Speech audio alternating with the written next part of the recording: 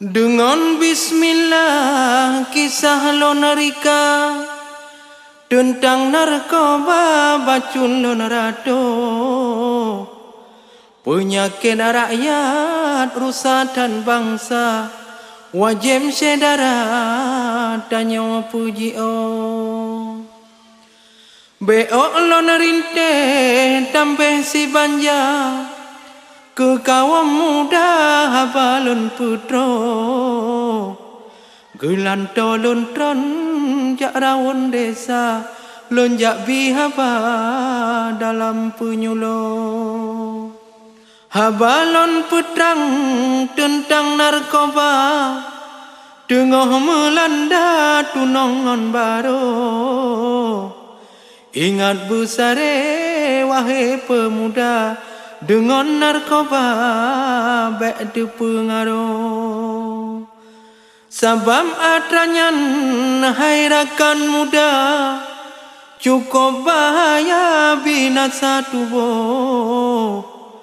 belum dek badan harapan bangsa benar tak jaga digata bero menyoka kenong dengan narkoba lok dengan mata badan tu au narkotik obat cukup tan bahaya generasi muda harapan putus pikiran rusak akhlak binasa ngonarakan lingkar sabejun musuh menyoka mabok cinta trok masa moral digada kamu pengaruh dan leda turi abingon poma dekaboria peraya bangso kayem takalon lagi nyancara oh mabok ganja pegah penyangro nyan kejian getam dalam agama dalam negara undang-undang gebo segahlam kenang dengan narkoba benar waspada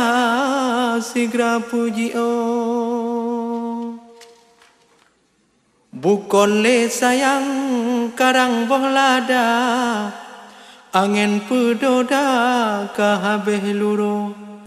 bukan tak sayang kau remaja dengan narkoba ledu pengaruh ladom takalon anak mit muda ubak sikula kaji babungko lam amplop surat jilipat ganja kamu po jumpa cit kamu boh-boh yang cukup sayang cut bang yang kaya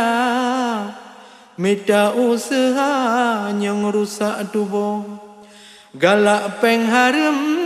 bak yum narkoba jak tampung ganja jak blow di lampung jinau arakan kibana cara anti narkoba kampanye bersungguh pemerintah ngon rakyat aparat negara kerjasama buat nyanta paruh supaya selamat generasi muda harapan bangsa utak semelo baik sampai Aceh lilih agama bedang bersama buat bro puji etno kehase wahai sedara tentang narkoba narin lun putro bujun ke ubat sabang penawa di dalam sastra habalun ratu